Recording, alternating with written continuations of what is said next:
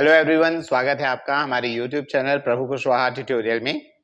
भारत के राष्ट्रीय प्रतीकों के अंतर्गत आज हम बात करेंगे national animal of India, Bharat के राष्ट्रीय पशु के बारे में। जैसा कि आप जानते हैं कि भारत का राष्ट्रीय पशु बाघ यानी बंगाल टाइगर है। तो अप्रैल 1973 में बाघ यानी टाइगर को भारत के राष्ट्रीय पशु के रूप में स्वीकार किया गया था। और अगर इसके वैज्ञानिक नाम की बात करें तो जो टाइगर का वैज्ञानिक नाम है वो है पैंथेरा टाइग्रिस। तो हमने क्या देखा कि अप्रैल 1973 में टाइगर यानी बाघ को भारत का नेशनल एनिमल स्वीकार किया गया, अडॉप्ट किया गया और इसका वैज्ञानिक नाम पैंथेरा टाइग्रिस है। वैसे तो पूरे भारत में ही बाघ पाए जाते हैं, टाइगर पाए जाते हैं, परंतु बाघों की सर्वाधिक संख्या मध्य प्रदेश में पाई जाती है और बाघों की सर्वाधिक संख्या मध्य प्रदेश में पाए जाने के कारण इसे tiger state of India, Bharat का बाघ प्रदेश भी कहा जाता है। बाघ संरक्षण की बात की जाए तो बाघ संरक्षण के क्षेत्र में, कंजर्वेशन के एरिया में सबसे ज्यादा कंट्रीब्यूशन दो व्यक्तियों का रहा है, जिनमें से एक है कैलाश सांखल्या और सेकंड वन है वाल्मीकि थापर। तो कैलाश सांखल्या और वाल्मीकि थापर के योगदान को देखते हुए इन्हें tiger man of India, Bharat के बाघ पुरुष का टाइटल दिया गया है। अगर बात करें कि बाघों के लिए कोई डे मनाया जाता है कि नहीं, तो बाघों के प्रति लोगों को अवेयर करने के लिए, लोगों को जो आगरूक करने के लिए 29 जुलाई को इंटरनेशनल टाइगर डे, अंतरराष्ट्रीय बाघ दिवस के रूप में स्वीकार किया जाता है। बाघों के बारे में जो मिसकंसेप्शन है, बाघों के बारे में लोगों को अवेयर करने के लिए क्या मनाया जाता है, इंटरनेशनल टाइगर डे। और ये कब मनाया जाता है, 29 जुलाई को। और 2025 की जो टाइगर डे की थीम है वो है securing the future of tigers with indigenous people and local communities at the heart. स्वदेशी लोगों और स्थानीय समुदायों को केंद्र में रखते हुए बाघों के भविष्य को सुरक्षित रखना।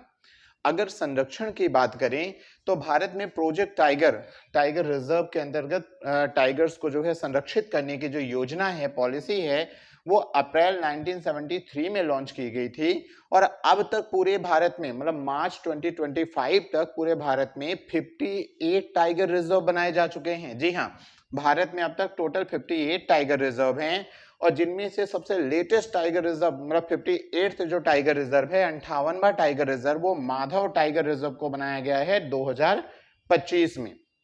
अगर बाघों की संख्या की बात करें तो भारत में जो लास्ट जनगणना हुई थी भारत के बाघों की, जो सेंसस हुए, उसमें जुलाई 2023 में, जुलाई 2023 में लास्ट सेंसस हुए थे, जिनमें पूरे भारत में, ओवरऑल इंडिया में बाघों की संख्या 3682 पाई गई थी।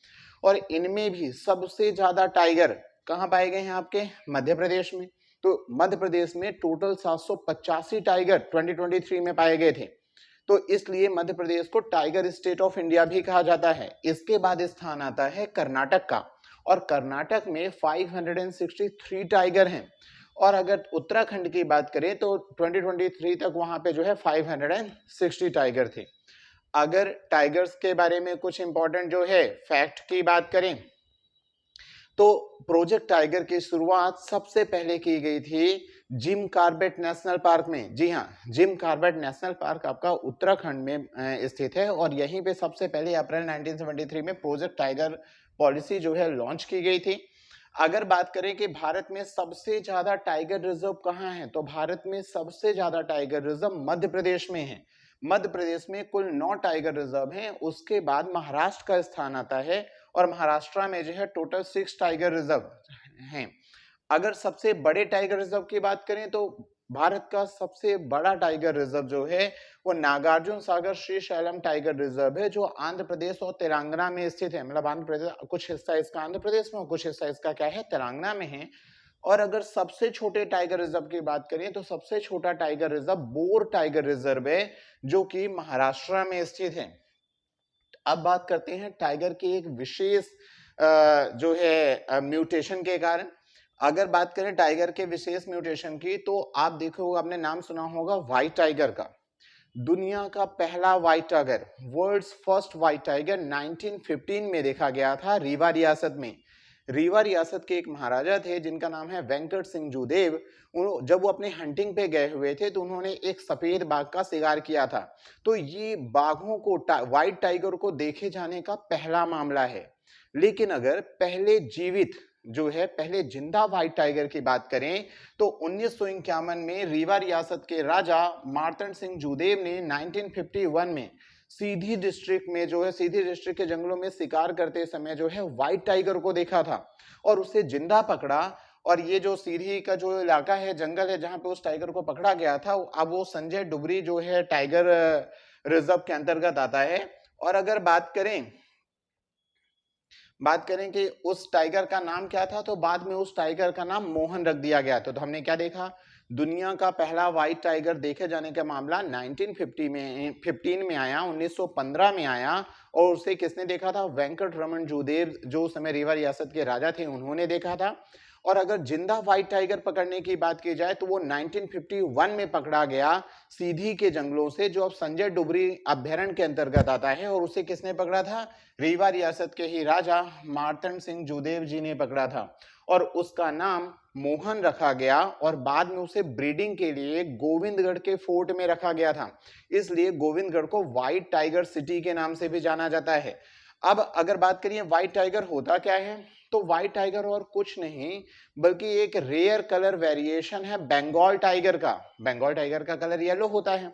तो उसी के जेनेटिकल म्यूटेशन के कारण, जेनेटिक म्यूटेशन में क्या हो रहा है यहाँ पे कि एक नया एक जो है जेनेटिकल मटेरियल बन रहा है जिसको हम कहते हैं ल्यूसिज्म।